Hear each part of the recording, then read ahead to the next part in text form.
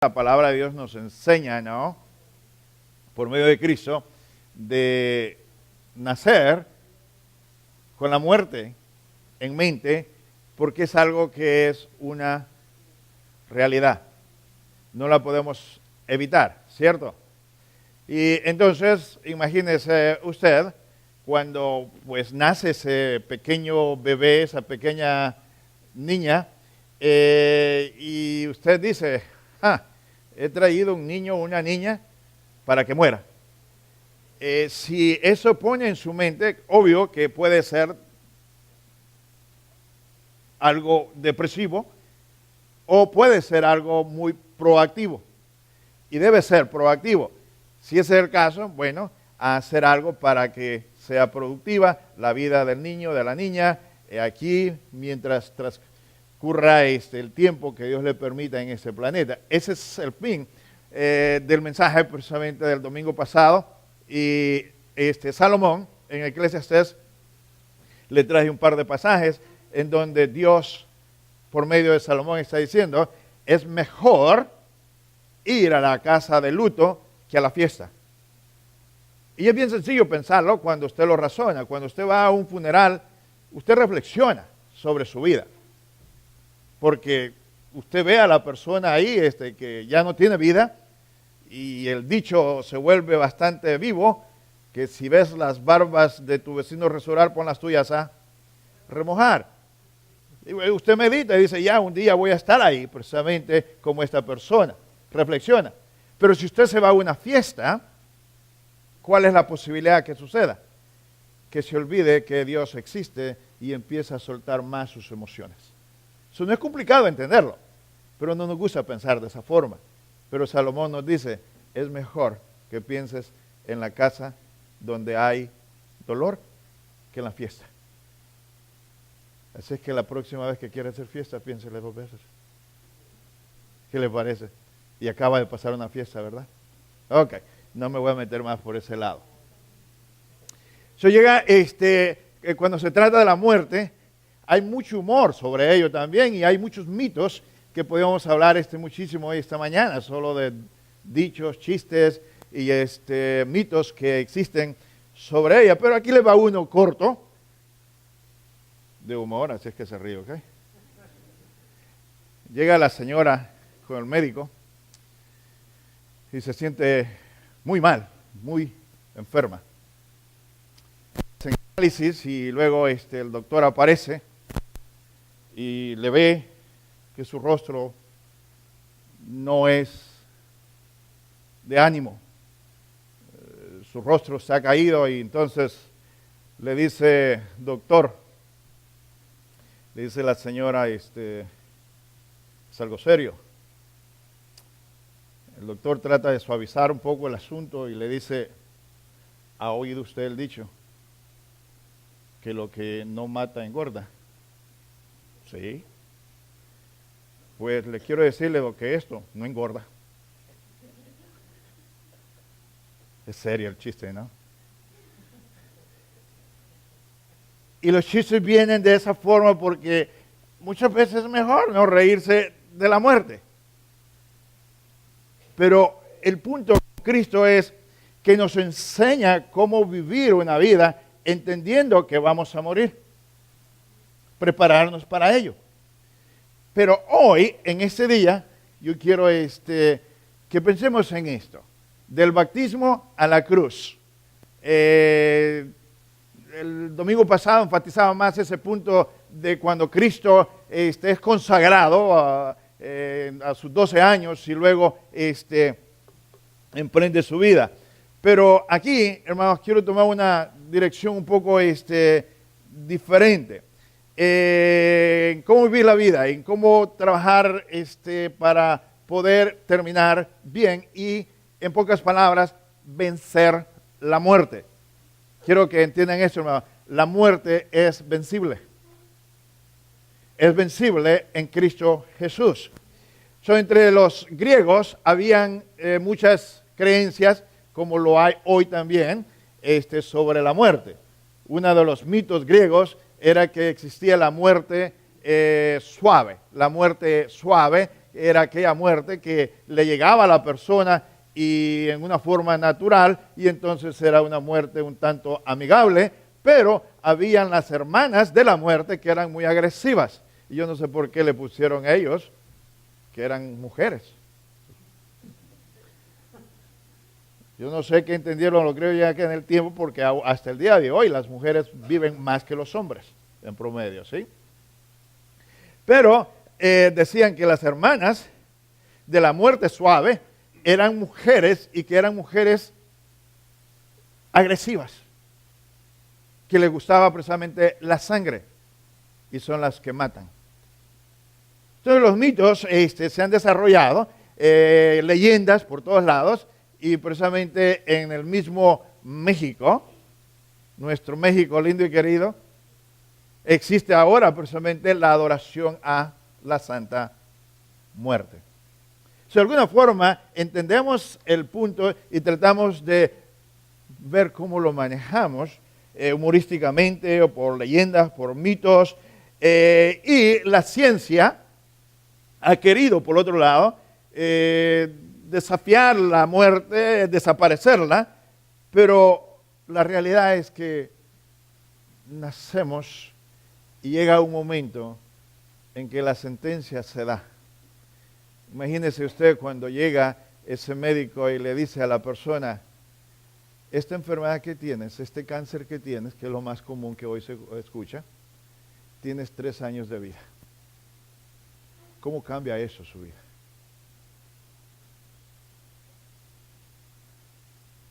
Yo quiero pensar de que si la persona es un transista, no que transita de un lugar a otro, sino, usted sabe, que mueve las cosas de un bolsillo a otro, al de él, posiblemente empiece a reflexionar, mi tiempo se ha terminado. Posiblemente, si usted está trabajando excesivamente, llega ese momento que dice, ¿y para quién trabajo?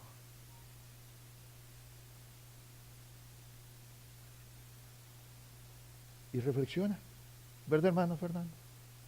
No sé por qué te veo a ti, ¿ok? Y empieza a cambiar en cómo nosotros vemos precisamente, hermanos, una realidad. ¿Por qué 3 años, hermano? Porque precisamente a la edad de 30 años, Cristo es bautizado y comienza su ministerio, y al comenzar ese ministerio, Cristo sabe el tiempo que le queda. Lo tiene precisamente definido, lo tiene claro. Entonces Cristo, hermano, vino a mostrar el camino de la muerte. En otras palabras, ese camino que no puedes tú, hermano, evitar, que no ha podido la ciencia, que no ha podido ningún medio evitar, Cristo vino y te dice, quiero que lo vivas de esta forma, y de esta forma puedes superar el dolor de la muerte y la misma muerte en sí. Entonces Cristo vino, y ese era el énfasis, cómo vencer o cómo vivir una vida que nos lleva a la muerte. Desde que el niño nace, empieza a encaminarse a la muerte. Cristo también vino a invitarnos a vencer la muerte. ¿Qué le parece? Lo que la ciencia no ha podido hacer, Cristo te dice a ti cómo vencerla. Cómo vencer la muerte. Cómo poder vivir en este pasar aquí de una forma que tú puedas superar y vencer a la muerte. Lo invencible por la misma ciencia médica, por la misma inteligencia humana, es vencible en Cristo Jesús. Yo quiero enfatizar un poquito más ese punto. Pero aquí va precisamente uno de los pasajes que quiero que consideremos un poco, que es Mateo 3, 13 al 17. Dice la palabra de Dios. Entonces Jesús vino de Galilea al Jordán a Juan para ser bautizado por él. Pero Juan procuraba impedírselo diciendo, note eso, no quería Juan, yo necesito ser bautizado por ti, y tú vienes a mí. ¿Qué sabe Juan sobre el bautismo? ¿Qué es lo que está entendiendo Juan? Pero Jesús le respondió, permítelo por ahora, porque así nos conviene cumplir toda justicia. Entonces se lo permitió. Y cuando Jesús fue bautizado, enseguida subió del agua. Y aquí los cielos le fueron abiertos y vio al Espíritu de Dios que descendía como paloma y venía sobre él. Y aquí una voz de los cielos decía, este es mi Hijo amado, en quien tengo complacencia. Hermano, esta porción tiene muchísimas implicaciones al analizarlo. Primeramente piensa en Juan. ¿Por qué Juan no quiere ser el que bautice a Jesús? Si el bautismo lo está entendiendo Juan, que el bautismo es para arrepentimiento, es para el que hizo el pecado, para el que ha pecado, y al ver a Jesús, a su primo, dice, no es posible, tú eres santo, tú eres hijo de Dios, en todo caso, quien debe ser bautizado soy yo, dice Juan, piensa Juan. Y entonces Cristo le dice, no, tienes que permitir que esto suceda, porque quiero cumplir con todo. Si te voy a pedir a ti que te bautices, yo mismo quiero ser ejemplo de ello. Y entonces Cristo, hermano, es modelo, es ejemplo, nos dice cómo, por qué hacer las cosas. ¿No le parece esto algo interesante? Cristo no nos va a pedir algo que Él no haya hecho. Es así de sencillo el punto, y entonces le dice, permite que esto sea de esta manera. Pero hay otros detalles aquí interesantes. Juan quiere negarse a bautizar a Jesús. Jesús le exige, pero luego se dan otros detalles que es bueno observarlos. Aquí le van algunos puntos. Juan necesitaba ser bautizado. Cristo, yo tengo que morir por ti. Solo el justo puede pagar por el pecado. ¿Verdad que el texto no dice esto? Pero Cristo sabe lo que el bautismo significa. El bautismo que Él establece. Él lo tiene claro. Y entonces dice, permíteme que esto sea así, porque aquí, precisamente, en el bautismo, hermanos, primeramente se está dando que Cristo se somete, obedece a Dios. El bautismo, primeramente, cuando usted lo ve de este punto de vista, hermano, es cuando usted llega a ese momento de someterse, de obedecer a Dios, y Cristo lo hace. Se somete, porque Él es el perfecto ejemplo de obediencia a su Padre. Se somete.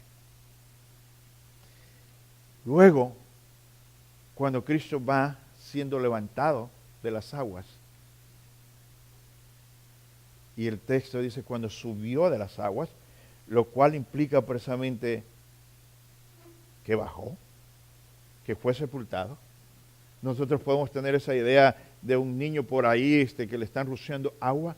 Aquí la figura que usted ve es otra, es una persona que baja a las aguas. Y nosotros entendemos que es sumersión, que es zambullirse. ¿Por qué? Porque eso significa sepultura. Sepultura a alguien que muere.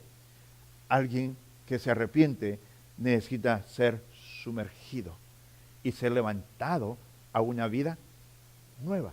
Entonces Cristo está entendiendo estas cosas y le dice, permite que esto sea así, y al ser levantado sucede algo más. Sucede precisamente que aparece una paloma sobre él. Y esta figura aquí, hermano, que se va a presentar, es fascinante que usted se detenga a meditarla. Cristo, Hijo de Dios, está en las aguas. El Espíritu Santo aparece sobre él. Y después, ¿qué se oye de más arriba? Este es mi Hijo amado, en quien tengo complacencia. Y hay mucha gente observando aquello. Fenomenal el cuadro. Porque la Trinidad se hace presente. Está ahí el Hijo, está el Espíritu, está Dios presente, el Padre. Un cuadro de meditar. Alguien viene a someterse y ser bautizado. y aparece esta paloma, que por cierto, la paloma en términos precisamente de formas ceremoniales que existían, era un animal limpio. Y Cristo mismo, cuando fue presentado precisamente en el templo, se presentó o presentaron como sacrificio paloma. Entonces en Cristo la idea está presente. La paloma significaba ¿qué? Sacrificio, por un lado. ¿Qué está entendiendo Cristo? Que 3 años después va a ser el mismo crucificado. Si piensa en esto, cuando usted va al médico, cuando escucha a esa persona y le dice te quedan 3 años, cambia su vida, ¿cierto? ¿Qué sabe Cristo? Está en sus últimos 3 años de vida. ¿Y qué va a hacer en esos 3 años? Una cantidad de cosas.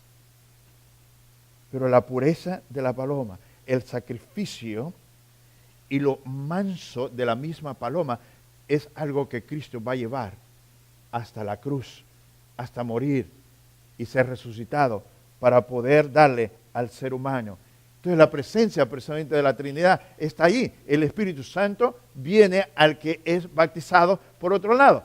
Sí, este es el caso, hermano. Cuando usted ve a la persona que se bautiza, ¿qué nos dice Cristo cuando va a bautizar usted a una persona o cuando nosotros vamos a ser bautizados? ¿Qué debe hacerse? Dice en nombre del Padre, del Hijo y del Espíritu Santo. La Trinidad presente. ¿Qué sucede? Que el Espíritu Santo viene sobre Jesús y es como ungirlo para el ministerio que viene por delante. Cuando usted es bautizado, dice la palabra de Dios que usted recibe, ¿qué cosa? El don del Espíritu Santo. Usted recibe el perdón de pecados en ese momento. Y al recibir el don del Espíritu Santo, al recibir el perdón de pecados, implica también que usted queda consagrado, ungido para un ministerio. Ese talento que Dios le dio, necesita usarlo en Cristo. ¿Qué va a hacer Cristo de ahí en adelante? Usarlo. Al salir de ahí, empieza a ser tentado. Es llevado al desierto y allá es tentado y empieza precisamente una lucha. Cuando usted se bautiza, cuando usted se vuelve seguidor de Cristo, hermanos, comienza una batalla, una guerra. Y esa guerra es, hermanos, para vencer la misma muerte. Porque usted se ha escapado. Usted ha encontrado un espacio para salirse y entonces ahora la muerte que lo esperaba a usted para no dejarlo salir, en Cristo usted ha encontrado una puerta. Esa puerta es la que ahora precisamente Satanás va a tratar de hacerlo regresar. Y usted puede ver el patrón aquí con Cristo, que al salir de ahí tiene tentaciones. Es porque, hermanos, cuando usted escucha a personas que dicen, bautízate y todos tus problemas se van a resolver, corra a otro lugar que le digan la realidad, ¿ok? Porque esa no es la realidad. Usted comienza una batalla, una lucha, una jornada, que si se mantiene en Cristo, la va a vencer, incluyendo a la muerte misma. Usted va a vencer, pero no es fácil. Tiene que haber un proceso de transformación. Y entonces lo que sucede a partir de ese momento es que en Cristo se consagra a llevarlo a cabo por amor. Por amor va a tratar de vivir una vida de que usted pueda crecer, desarrollarse, porque Él es el ejemplo. Eso pensemos un poco aquí. Amor de Dios, nada menos y nada más lo que usted necesita.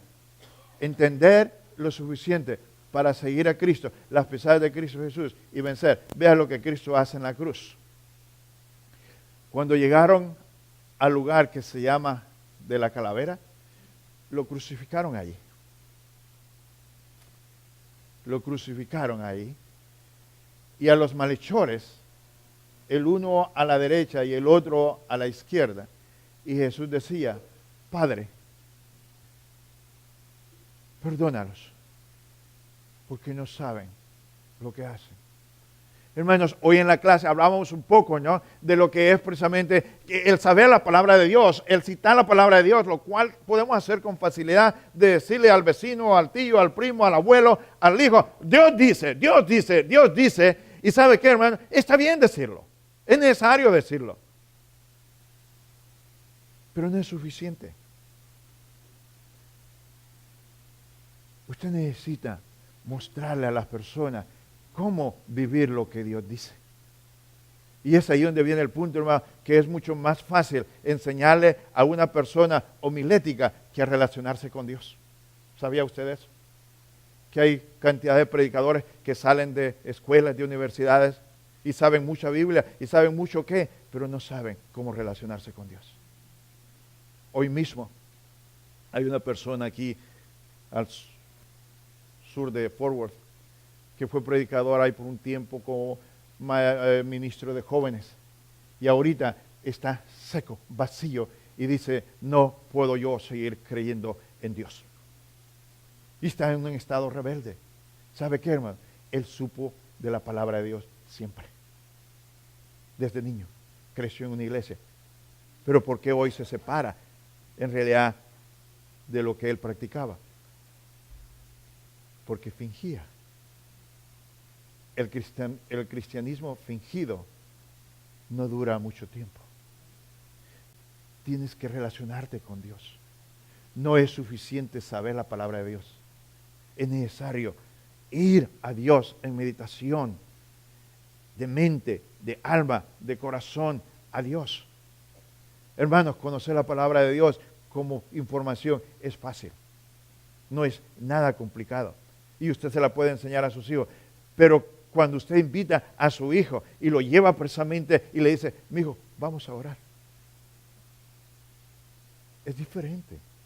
Y entonces usted se encierra con ese muchacho, con ese niño, y usted ora, y usted derrama precisamente su mente, su alma, sus emociones a Dios, y su hijo, su hija lo está escuchando, y entonces hay algo que se va a dar ahí, que no se da con solamente decirle, la Biblia dice. Es ahí donde perdemos a los hijos, cuando no les enseñamos a relacionarse con Dios. ¿Y sabe qué, hermano? Nuestra justificación es, estoy cansado. Más cansado vas a estar cuando tu hijo esté en problemas si no anda bien con Dios, ¿cierto? Y no tienes escapatoria. En ese momento no hay. Eso es lo que algunos dicen, tiempo le vas a dar a tus hijos, bien sea buen tiempo o de emergencia.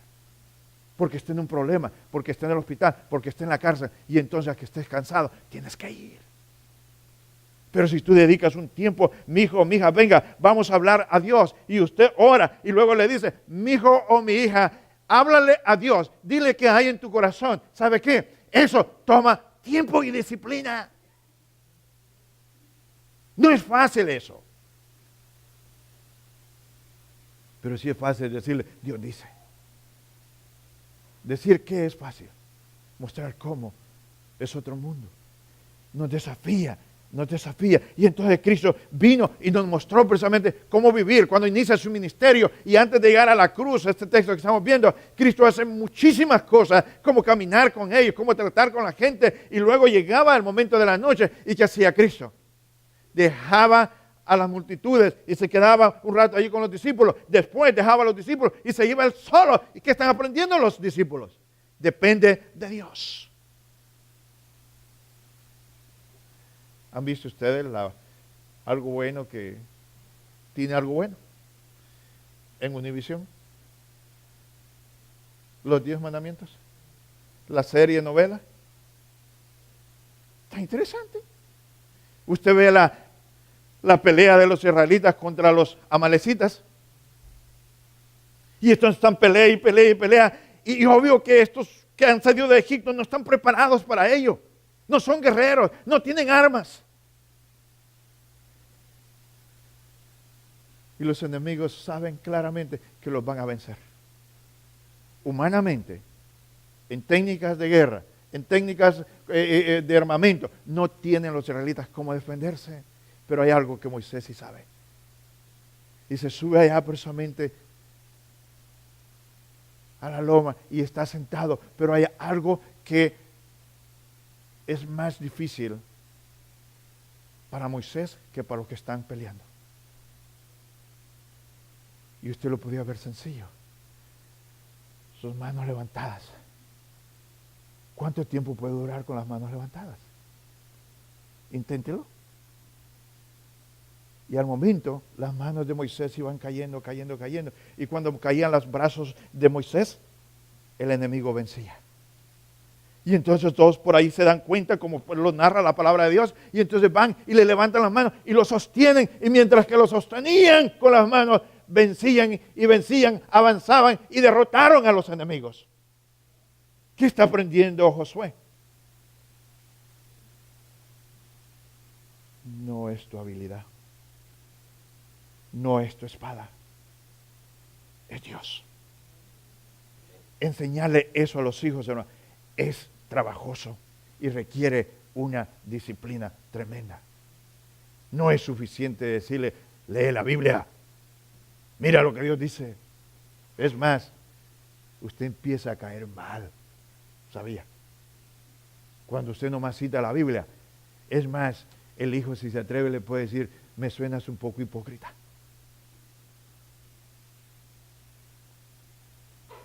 ¿Le sigo por ese lado? No, ¿verdad? ¿Por qué Cristo hizo esto? Porque Él sabe lo que viene. Él tiene que morir. Y llega un momento, hermanos, en que un amigo de Él ha muerto. En parte de su ministerio. Lázaro ha muerto. Y las hermanas están llorando, Marta, María, hay mucha gente ahí dolida por la muerte de este hombre, buen hombre. Y cuando Jesús se encamina,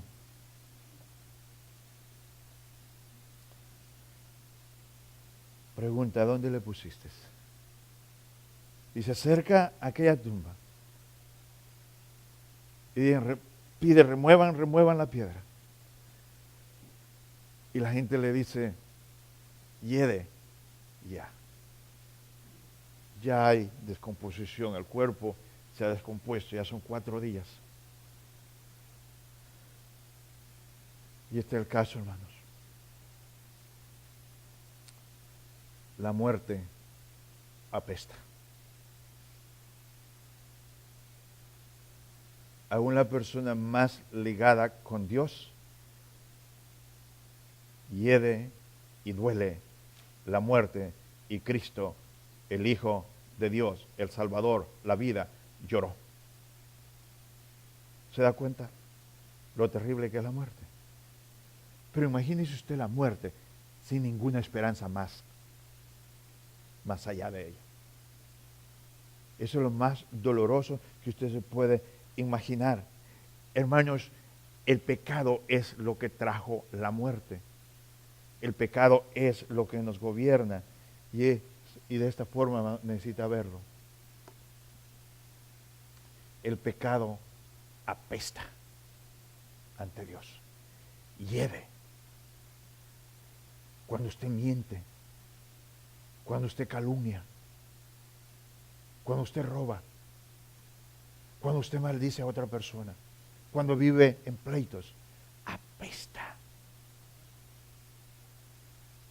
Y usted sabe que lo que apesta, usted tampoco lo soporta.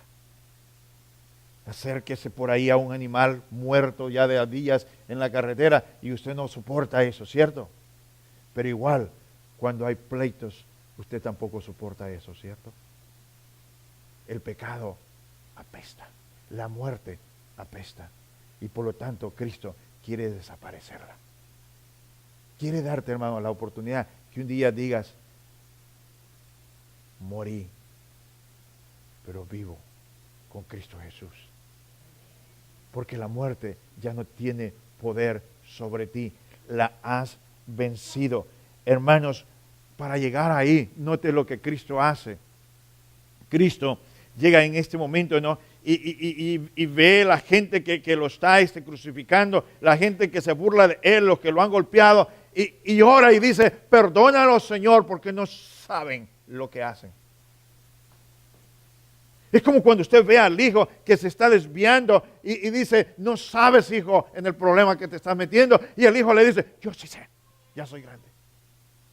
Y es cuestión de tiempo para que usted y él o ella van a sufrir juntos. Y Cristo está sufriendo con estos mismos, porque ellos creen que no hay consecuencias y hay consecuencias. Y eso es lo que parte de ello que vamos a ver un poco también el próximo domingo. Pero otro punto, hermano, en esto. ¿Se imagina usted lo que Cristo está haciendo? Perdónalos, Señor. ¿Dónde estaba el corazón de Cristo cuando es bautizado? ¿Dónde está cuando es presentado en el templo? ¿Dónde está el corazón de Cristo a los 12 años? ¿Dónde está cuando llega a la cruz? Está mirándolo a usted y a mí. Por usted y por mí, Cristo murió. Cristo quiere que venzas la muerte, pero tienes que seguirlo. Te enseña cómo prepararte para morir y te enseña que hay algo más allá de la muerte. Porque la misma palabra de Dios nos dice que Dios no es Dios de muertos, sino de vivos.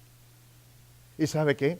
Lea el capítulo 16 de Lucas y usted se va a dar cuenta de eso, que muere precisamente un rico y que muere Lázaro. Y entonces está ya este hombre junto a Abraham. Y hay una conversación entre el rico que está al lado del infierno, del castigo, con Abraham. Y uno de ellos vivió siglos antes y el otro acaba de morir. Hermano, ¿qué me dice esto? Que Dios es vivo de vivos, ¿cierto?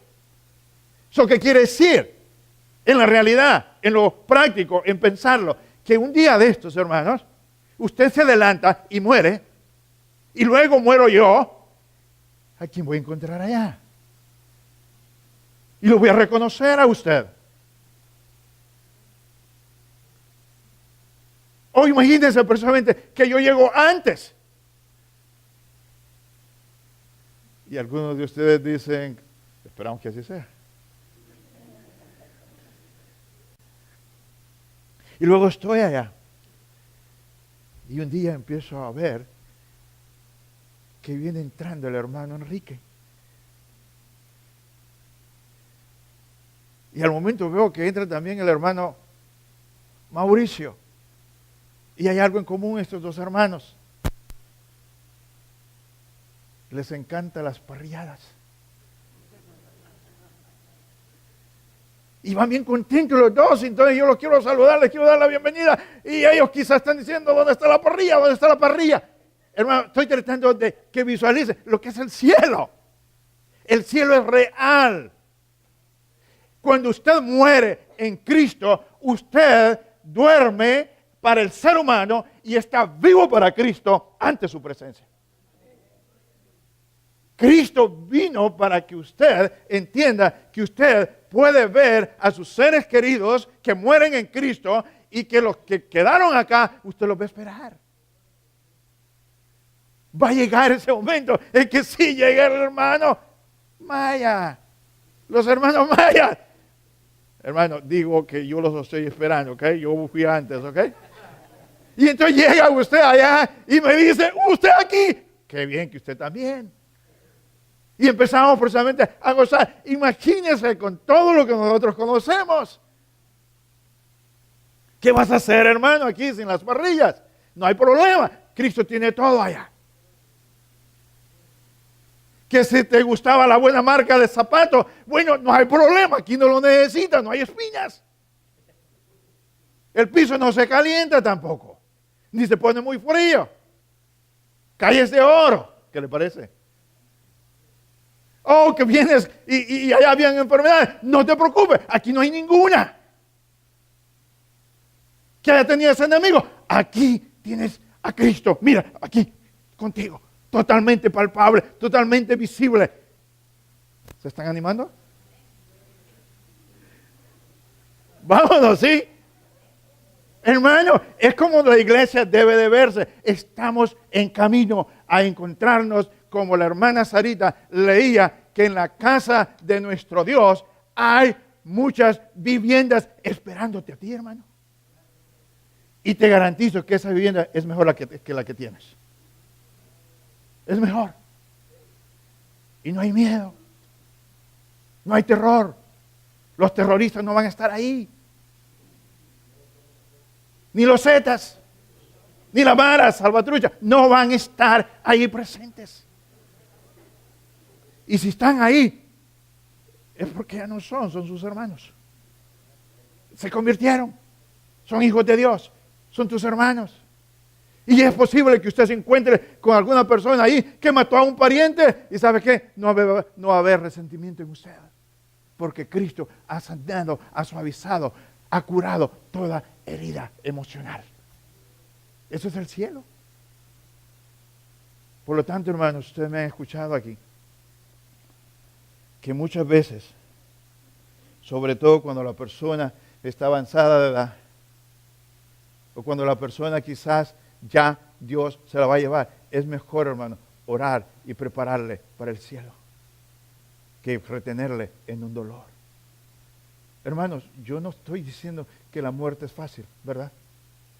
Que es algo agradable. No lo es, pero le estoy diciendo que si usted escucha a Cristo, cruzará la muerte con éxito. Vencerá y podrá estar allá al otro lado. Otro versículo más, hermanos, aquí. En esto hemos conocido, dice el apóstol Juan, el amor en que Él puso su vida por nosotros. Y note lo que sigue.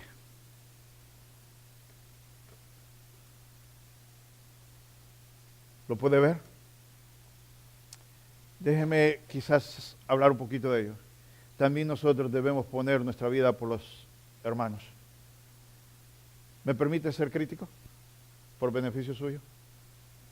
¿Qué hace cuando le llega a su pariente que es idólatra, que es católico, de esos precisamente que se penetran en la idolatría o en la hechicería, que andan en realidad con un nombre que no llegan cerca? Y usted se los lleva a pasear en vez de llevarlos a la iglesia o en vez de estudiar con ellos. ¿Estoy siendo fuerte? Nosotros también debemos hacer, ¿qué? Lo mismo que Cristo.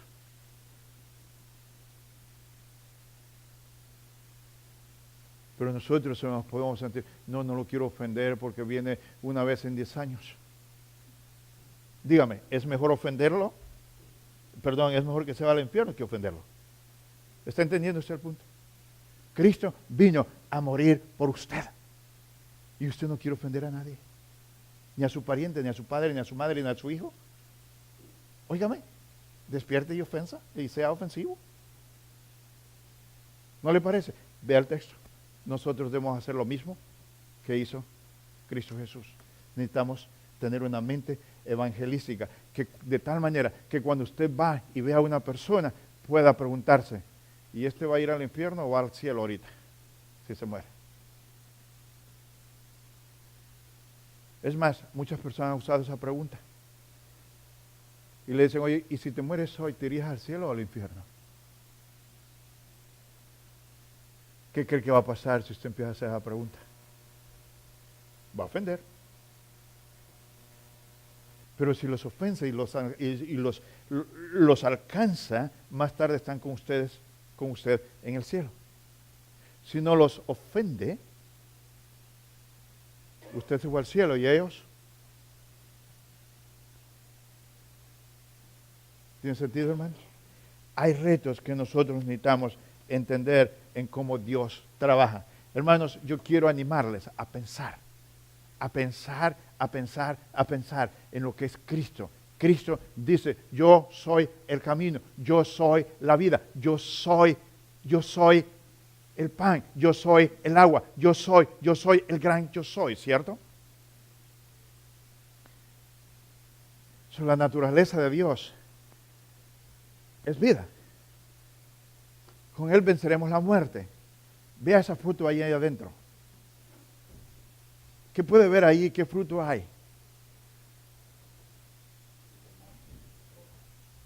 Hay el hermano está pensando en coco, pero creo que es un mango. Y entonces ese árbol lo cortaron. Lo cortaron, puede ver que lo cortaron. Pero la naturaleza de ese mango es dar vida. ¿Y qué está dando como quiera ahí? un mango. Hermanos, la naturaleza de Cristo es vida. Y si usted entra en Cristo, se bautiza, se mantiene en Cristo, usted vencerá la muerte, porque en Cristo no existe más la muerte. Y usted vivirá por los siglos de los siglos con Cristo Jesús. La naturaleza de Dios es vida. Yo soy el camino, yo soy la vida, yo soy el pan, yo soy el camino. Por lo tanto, hermanos, si nosotros vemos, no debemos de perder un momento, hermano. Desde ese momento que te bautizaste, de proclamar a Cristo Jesús como Cristo lo hizo. De enseñarle a la gente, mira, la muerte es inevitable, muerte física. Pero la muerte eterna puede ser vencida. Y Cristo te dice, ¿cómo? Y entonces tú atraes a otras personas a que vayan contigo al cielo. Hermanos, esto es evangelio. Esto es el verdadero evangelio que Cristo nos enseña.